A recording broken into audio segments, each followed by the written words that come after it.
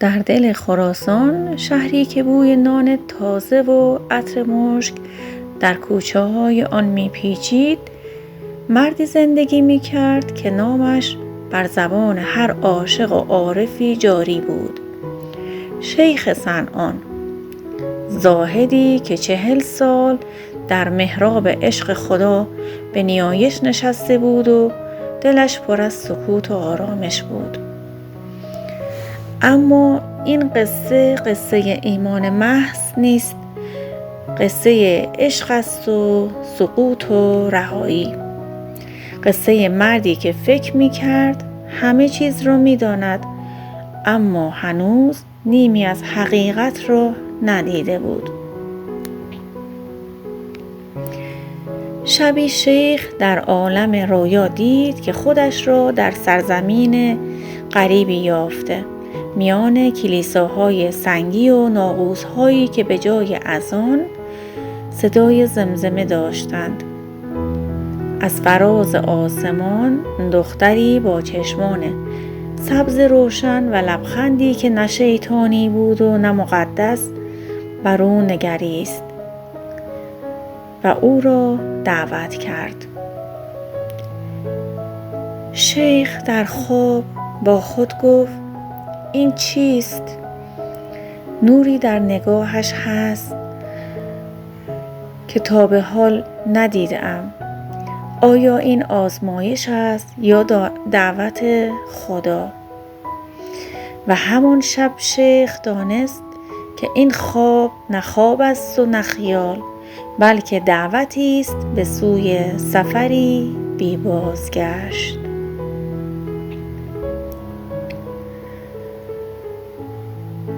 صبح یکی از مریدان با نگرانی پرسید: یا شیخ، شبتان خوش گذشت؟ ما آماده ذکر صبحگاهی هستیم.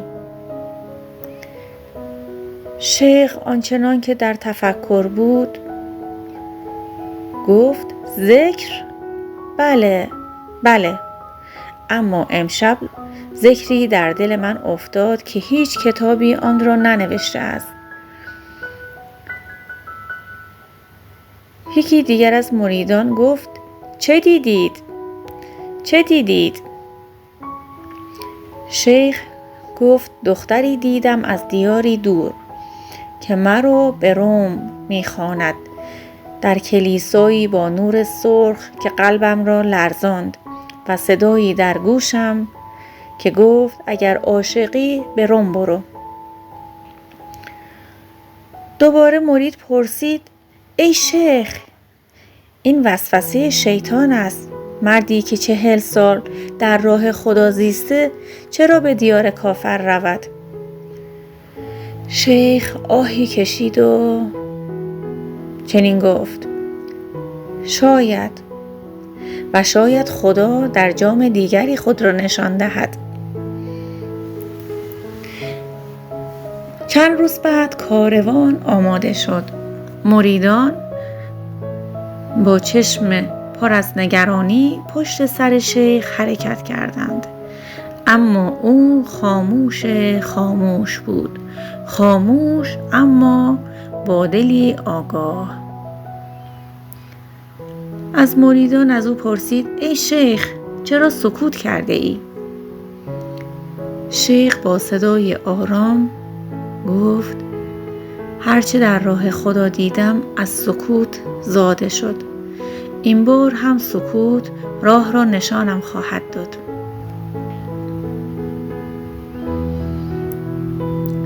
چندی گذشت و کاروان به روم رسید. شهری پر از صدا و رنگ، بوی انگور و چوب سوخته و مردمانی که نگاهشان با کنجکاوی و تردید دوخته شده بود. و ناگهان از میان ازدحام صدایی نرم و لطیف برخاست. صدای دختری ترسا با خنده آرام و کنجکاو: کسی از دور می آید. شیخ دلش لرزید. دختر را دید. موهایی چون شب سیاه و چشمانی روشن که هر نگاهش شور و آرامش را همزمان می آورد و در همان لحظه دل شیخ فهمید که سالها زهد او را آماده این لحظه نکرده بود. در درون خود گفت چه آتشی در من افتاده است؟ چرا یک نگاه همه ایمان مرا می لرزاند؟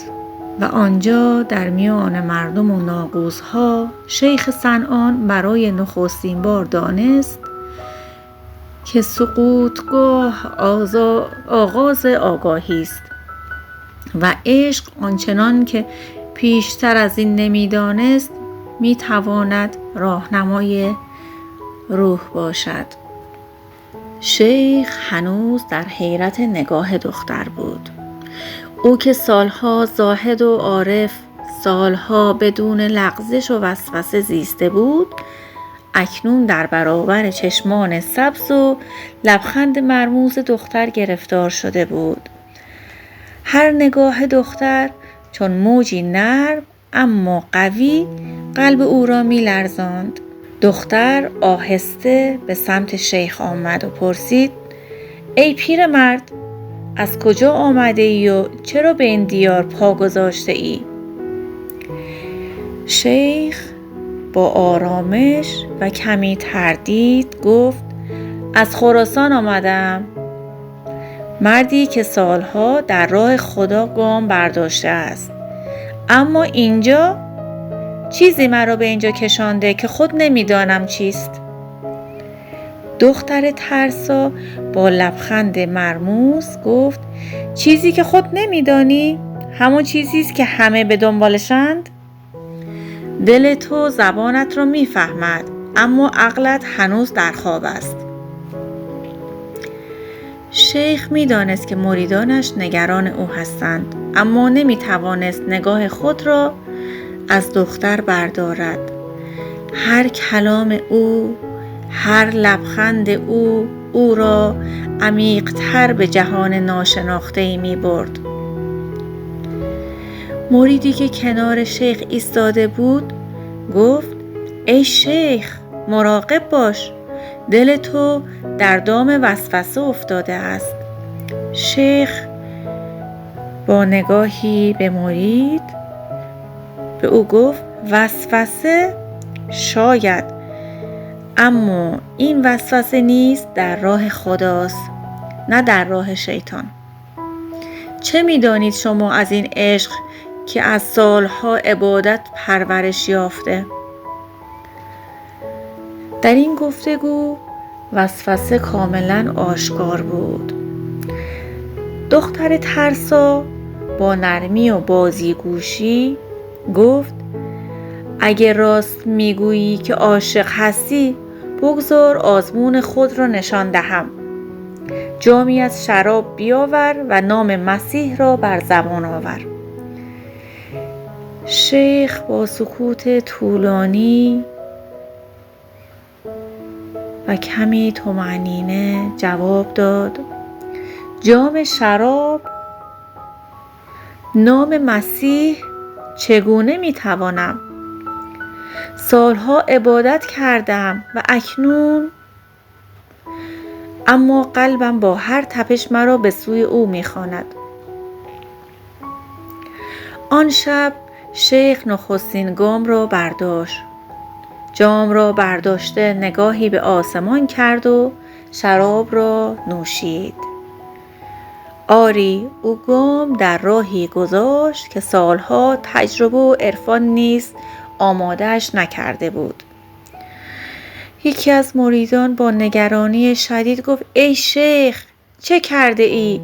آیا راه خدا را ترک کرده ای؟ شیخ با آرامش و کمی لبخند غمگین گفت: راه خدا ترک نمی شود. گاهی باید از ظاهر عبور کرد تا باطن را دید. این عشق امتحانی است برای من و شما. شبها گذشت و شیخ تنها شد. میان دیوارهای سنگی روم و صدای ناقوس‌ها. دلش همچنان پر از شور و شگفتی بود، اما درونش آشوبی آرام. هر فکر، هر لبخند او را بیشتر از قبل به سوی دختر می‌کشاند. در تنهایی شب شیخ با خود صحبت می‌کرد. چه می‌خواهد این دل از من؟ چرا این عشق مرا می‌سوزاند و در عین حال آزاد می‌کند؟ و این فکر دائما در شیخ زمزمه می‌شد. و دختر در همان حال او را می‌دید. می‌دانست که شیخ گرفتار است، اما نه از سر ضعف، بلکه از سر شناختی که هنوز کامل نشده است. دختر ترسا با نجوا گفت: هرچه می‌گذرد تو بیشتر از پیش خودت را پیدا می‌کنی و من نیز خودم را. شیخ صنعان، زاهد سالها، اکنون عاشقی است که راهی دیگر در پیش گرفته، راهی که نه بازگشت دارد و نه پایان، مگر آنکه حقیقت عشق را بپذیرد و همین آغاز آزمون بزرگ و سقوط شیخ است. شیخ که سالها در مسیر عبادت و سکوت حرکت کرده بود، حالا در شهری غریب و میان مردمانی ناآشنا گرفتار آزمونی بود که هر قدمش دل او را می‌لرزاند. هر نگاه دختر ترسا، هر کلام او شیخ را از جهان آشنای خود دور می‌کرد و به وادی عشق و وسوسه می‌برد. دختر ترسا با نرمی و بازیگوشی به شیخ گفت: اگر راست میگویی که عاشق من هستی، باید گام بعدی را برداری. جامی از شراب بیاور و نام مسیح را بر زبان آور. شیخ دوباره با سکوت طولانی و درونی با خود کلنجار رفت: سالها عبادت کردم، اما حالا چگونه میتوانم دل را به سوی این راه ببرم؟ اما دل همیشه عقل را پشت سر میگذارد. شیخ جام را برداشت و شراب را سر کشید. مرید با وحشت گفت: ای شیخ، چه کرده ای؟ آیا راه خدا را ترک کرده ای؟ شیخ با آهی غمگین و طولانی گفت: راه خدا؟ حتی در این سقوط هم خدا همراه من است. گاهی باید از ظاهر عبور کرد تا باطن را دید. چند روز گذشت و شیخ به تدریج از مریدان جدا شد. او که روزی رهبر جماعتی پرشور بود، اما اکنون در کوچه های روم تنها و مستعسل میچرخید. مرید دیگری گفت: ای شیخ، چرا تنها می روی؟ برگرد، دل ما می لرزد. شیخ با آرامش و غم عمیقی چنین پاسخ داد: راه من دیگر راه شما نیست. این مسیر تنها برای من و دل من است و آن چیزی که می آموزم برای هیچ کس قابل فهم نیست. دختر ترسا با صدایی آرام نجوا کرد و گفت: امشب باید کامل باشی. باید همه خود را نشان دهی. آیا آماده ای تا هرچه داری از دست بدهی؟ شیخ آه طولانی کشید و گفت: اگر میخواهم حقیقت عشق را بیاموزم، باید از خودم بگذرم. اما این گذر سخت ترین امتحان است که تا اکنون دیدم. و سکوت کرد. آن شب شیخ مجبور شد در بیابان خوک‌ها را چراند، کاری که از نظر مریدان مردم رسوایی و سقوط کامل بود. اما در دل شیخ هر قدم به او درس جدیدی از عشق و رهایی می‌آموخت. مرید در دل خود گفت چه بلایی بر سر شیخ آمده؟ او که روزی نور راه بود اکنون در ظلمت افتاده و چه بر سر او خواهد گذشت؟ شبها گذشت. شیخ تنهایی در دل تاریکی با خاطرات عبادت، رویاهای خود و نگاه دختر ترسا می سوخت. هر لحظه وسوسه جدید او را آزمایش می کرد. شیخ با نجوا با خود صحبت می کرد و می گفت چگونه می توانم هم عاشق باشم و هم عارف؟ چگونه می توانم سقوط کنم و همزمان رهایی یابم؟ و این نجواها بارها و بارها ادامه داشت و شیخ به پاسخی دست نمی یافت. شیخ صنعان زاهد سالها حالا عاشقی است که سقوط کرده، اما این سقوط تنها آغاز تحول و بیداری اوست و دختر ترسا که نقشی در این آزمون دارد خود نیز در مسیر کشف حقیقت و ایمان تازه قدم برمی دارد. شیخ دیگر همان مرد روزهای خراسان نبود. چشمانش اکنون روشنایی داشت که نه از نور خورشید بود نه از فانوس‌های شهر. این نور آموخته‌ای بود که از دل سقوط و آزمون بیرون آمده بود. دختر ترسا گفت ای پیر مرد، آنچه در تو دیدم نه ضعف نه گناه بلکه عشقی بود که حقیقت را می طلبید. سالها عبادت و سالها عبادت و اکنون با یک نگاه قلبت حقیقت را فهمیده است. شیخ کمی با لبخند چنین گفت سالها می گفتم خدا را در عبادت می یابم، اما حالا می فهمم خدا در عشق است، در درد، در سقوط و رهایی. و تو با وجود متفاوتت مرا به این آگاهی رساندی. و این پاسخ شیخ لبخندی بر لبان دختر آورد. دختر که زمانی وسوسه‌گر بود اکنون خود را نیز تغییر کرده بود. او می‌دانست که عشق واقعی نه تعلق به ظاهر است بلکه کشف حقیقت در دل معشوق و شناخت روح است. دختر چنین گفت اگر حقیقت را یافتی دیگر از گناه نترس بلکه از نادانی بترس که انسان را به دروغ و درد می‌کشاند. شیخ گفت و من از امروز دیگر نه تنها زاهد هستم نه تنها عاشق بلکه انسانی هستم که سقوط کرده، سوخته و دوباره برخاسته برای دیدن خدا در همه چیز، حتی در تو.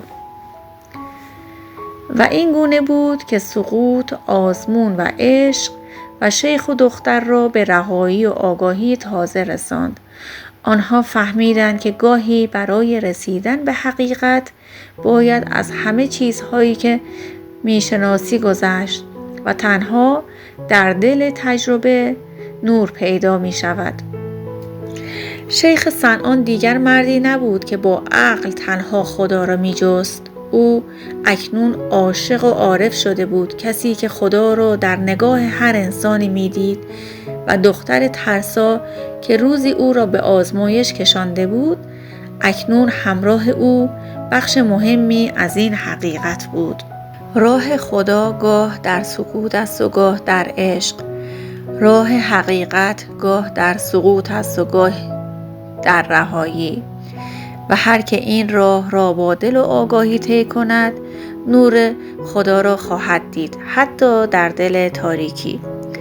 عطار میگوید شیخ صنعان در ظاهر از دین گذشت اما در باطن به حقیقت عشق و ایمان رسید. او آموخت که گاهی برای رسیدن به خدا و حقیقت باید از ظاهر بگذری، سقوط کنی، سوخت و دوباره برخیزی. امیدوارم از این داستان کهن که حقیقت داره خوشتون آمده باشه. تا داستان بعدی، خدا نگهدار.